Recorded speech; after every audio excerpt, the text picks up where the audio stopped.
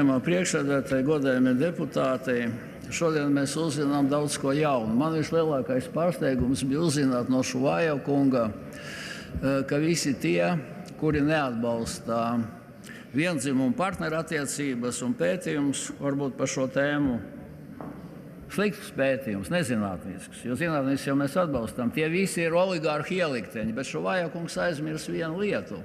Ja nebūtu viena oligārha atbalsta, nezinu, vai vispār Šuvāja kunga partija būtu valdībā, es tā saprotu. Jā. Tāpēc Šuvāja kungam jābūt ārkārtīgi uzmanīgam. Ja šis oligarhs uzzinās, ko Šuvāja kungs ir sarunājis, viņš var atsaukt savus 3 balsis. Un kas tad notiks?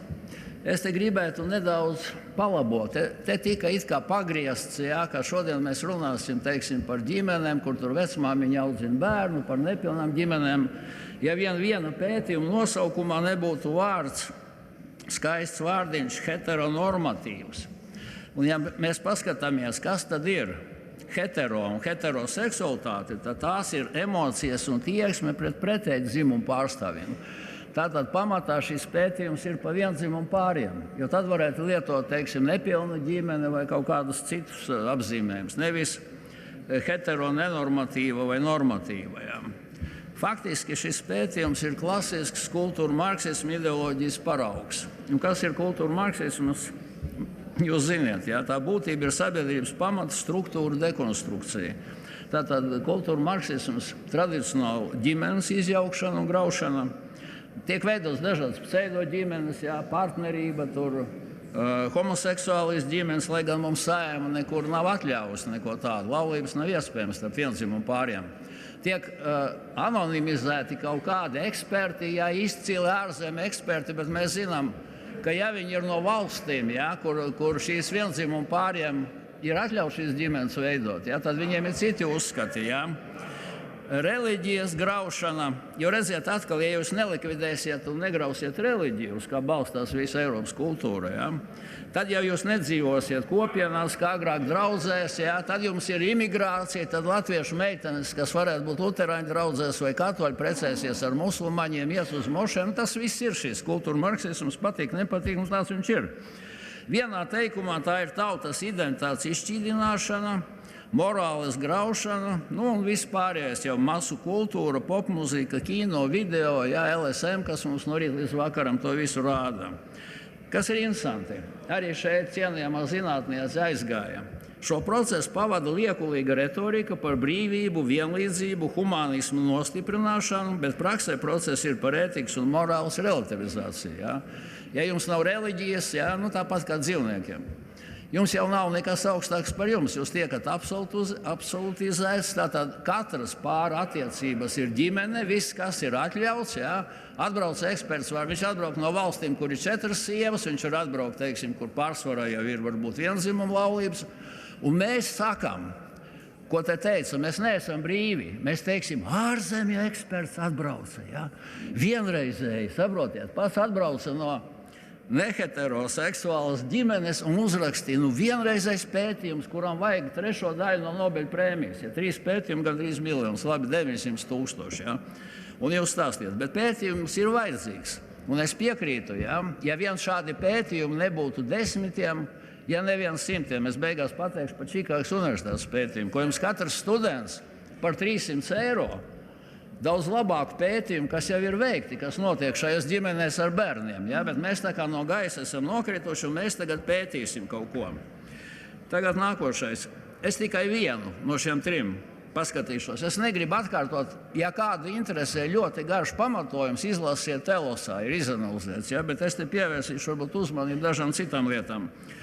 Tātad nosaukums. Viena dzimuma partnerība, bērnu audzināšana ārpus heteronormatīvas vides, kas ir klasisks pseidozinātnes un politiska aktīvisma mērķis. Varētu ticēt, ka tur tiešām pēta vientuļās vecmāmiņas ar pamestiem bērniņiem, ja, bet viņai ir precīzi uzrakstīts, es citēju. Mēs plānojam, tātad viņa, tā ir Aivita Putniņa, ja, pētniece. Mēs plānojam izstrādāt pierādījumu bāzē un ieteikumus neheteronormatīvu ģimeņu atbalstam, ja. Pirmkārt, kas ir neheteronormatīva ģimene, pasakiet? Ja tas ir tieši par seksualitāti, ja runa. Ja hetero ir viena normāla ģimene, un nehetero ir tāda, kas ir viendzimuma, ja? Bet tādas ģimenes nav. Civila likumā nav tādas ģimenes. Ir nepareizs termins. Tā vajag rakstīt par dažādībām, dažādiem, teiksim, pseidoģimenēm, ja? Partnerībām, dažādām tādām lietām. Bet šeit ir pateiksmes, kāpēc ģimene. Tātad jau zemapziņā tiek skalots, ja iepotēt, teiksim, domāšanas veids, ka ģimenes ir dažādas, ja? Ka viņas var būt arī viendzimuma. Tie ir surogāti. Laulības surogāts, ir partnerattiecības. Ja? Un mēs jau Sabiedrisko lietu komisijā skatāmies 42,000 vīriešu nemaksā alimentus. Ja? Kāpēc viņam maksāt? Viņš taču surogā ģimenē. Viņam nekāda ģimene nav, viņš partnerattiecībās. Viņš izmēģināja uz 2 gadiem. Nejauši bērniņš gadījās, kas viņam pa daļu. Viņš taču nav, uz viņu nevar attiecināt civila likumu, uz viņu saistībām. Ja? Un visās vietās šādā veidā. Tātad te ir precīzi pateikts, ka tikai pētīs neheteronormatīvu ģimeņu atbalstīšanu. Ja? Tātad jau ir iepriekš pateikts, nevis savāk statistiku un konstatēs, bet jau atbalstīs, jau vēl bez pētījuma. Ja? Tātad ideoloģiski, politiski programmēs, ar zinātni tam nav nekāda sakara. Termins smieklīgs, ja? Jo normatīvs jau vispār var būt tikai tas, kas ir dabisks. Un dabisks ir vīriešu un sievietes ģimene, un dabā tas ir visur, ka ģimene vai pāri tiek veidota, lai radītu pēcnācējus, nevis lai nodarbotos. Šis nav neitrāls pētniecības projekts, bet ideoloģisks projekts jau galvu vainot normālas ģimenes, kas tiek maskētas kā ģimene. Kā jau es teicu, anonīmi, smieklīgi. Ja? Te tiek norādīts, ka šī vērtēšana ir anonīma. Kāpēc? Mēs jautājām ministrei, kāpēc vērtēšana anonīma? Redziet, tie, kas ir iesnieguši zinātniskos darbus, varētu kaut kā uzpirkt šos vērtētājus. Lai tas nenotiktu, ja, tad mums tas viss ir anonīms un mums ir noslepenots, vai ne? Necaurspīdīga sistēma. Ģimene un laulība, kā jau jūs paskatīsieties, arī radniecība, ja civila likumā, tā tad ir asins radniecība piedzimstot vai veidojot laulību šī savienība. Tēvs, māte, bērni un nekas cits nav. Vēl viena lieta. Latvijā bija daži tiesneši, kas vispār pirms partnerības līguma jau bija vairākus desmitus šādas viendzimumu pārus atzinuši par ģimenēm, pilnīgi bez kāda likuma. Kāda ir mums tieslietu sistēma, ja? No vienas partijas tiesnesi. Tieslietu ministrē nekāda iebilduma absolūti nav. Tāpat kā ne pret Stambulas konvenciju, kura, teiksim, paredz masu imigrāciju no dažādām Āfrikas valstīm, ja, kur klājš pants ir, kura saka, ka aborti nav slikti, tikai viņi ir slikti, ja viņus piespiedu ceļā kaut kādā veidā dara un veids un tā tālāk. Ja. Par to mēs šeit nerunājam. Līdz ar to 300,000 it kā varētu būt maza summa, ja. Mēs nevaram savākt valstī 30,000 slimiem bērniem vai kaut kādām retām zālēm, kuri vada ziedojumus. Ja mēs būtu tik bagāti kā Šveice vai varbūt Luksemburga, mēs, protams, varētu visu ko atļauties. Bet nobeigumā es gribētu pateikt, es vienreiz jau uzstājos. Piemēram, ir Čikāgas universitātes pētījums, ļoti pamatīgs, kas notiek ar bērniem viendzimuma pāros, kur audzina. Viendzimumu pāri audzina bērnus. Un tur ir 3 galvenās lietas. Lielāks skaits bērnu ar sliktākām sekmēm kā normālās ģimenēs, lielāks psihisko slimību skaits, lielāks pašnāvību skaits pēc pilngadības un traucējumi bērnu attīstību. Amerikas Savienotās valstīs ir atļauts arī viendzimumu pāriem adoptēt svešus bērnus. Mums tas nav šeit. Ja? Bet uz to mēs jau ejam, es redzu, un visu laiku notiek kaut kādas tās ģimenes. Jo kā tad šī nehetero ģimene tiks pie bērniem? Viņi tikai adopcijas ceļā tiek pie bērniem. Ja? Un ja mums ir 42,000, teiksim, alimentu nemaksātāji, un visa mūsu kultūra ir saistīta, ja, tad ar šo kultūru marksismu loģiski, ka tas skaits tikai palielināsies. Mēs neko te nevaram šodien mainīt. Es to tikai pateicu, ka šāda valdība nedrīkst būt, un es ceru, ka šis murgs, kā teica Astra, izgaisīs pēc kaut kādiem 11 mēnešiem. Ja?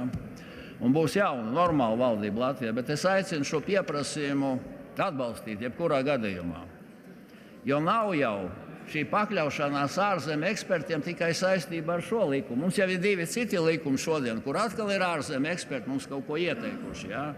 Mēs jau neesam vairs brīvi, mēs bijām uz Džemas Kulmes izstādes atklāšanu, bet es redzu šeit valdību, kurai sunniski ir tikai viena lieta, kārtējo ekspertu atrast, pateikt visu, ka tas ir kaut kas ģeniāls. Mums bija uz cilvēktiesību komisiju atnākuši vesela rinda dāmu no izglītības ministrijas, kur sāk stāstīt par UNESCO nostādnēm pēkšņi, kas esot pieņēmuši kā bērniem audzināt seksualitāti vai mācīt 1. klasē, tur no pamatskolām, no 1. līdz 9. klasē. Ja?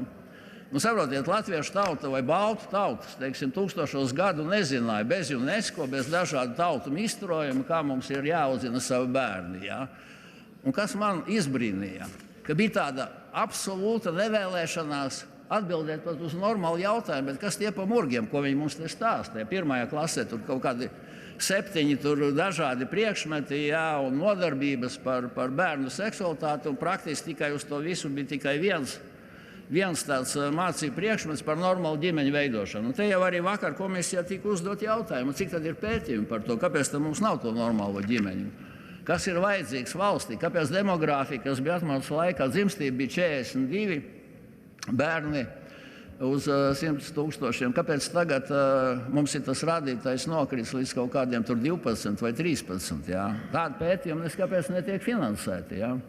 Tāpat arī tur Grenlandes ledi vai vēl kaut kādi ledi, kas mums tur ārkārtīgi svarīgi.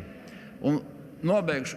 Tas, ka mēs savu dabu šeit piecūkojam, mums nav pētījumi. Kāpēc mums, piemēram, uz Gaujas ir 9 hesi, kas visu piecūko, likvidē zivis, nobeidz. Mums Grenlanda ir svarīga, jo mums neatrodas naudu izpētīt. Kaut vai kādi politiķi ir iesaistīti, piemēram, kā Zīle, kuram pieder 2 hesi tur uz Gaujas. Kāpēc viņi nenovāc visus šos mēslus? Bet mums ir pētījumi, ziniet, dažādām šādām te lietām. Tāpēc es aicinu gan šo, gan arī visus citus, ja jūs dzirdiet ārzemju eksperts, tad redziet to ekspertu, tiekieties ar viņu, parunājiet ar viņu. Nevis stāstiet, ka anonīms ārzemju eksperts mums te kaut ko ir saskavojis. Aicinu atbalstīt par.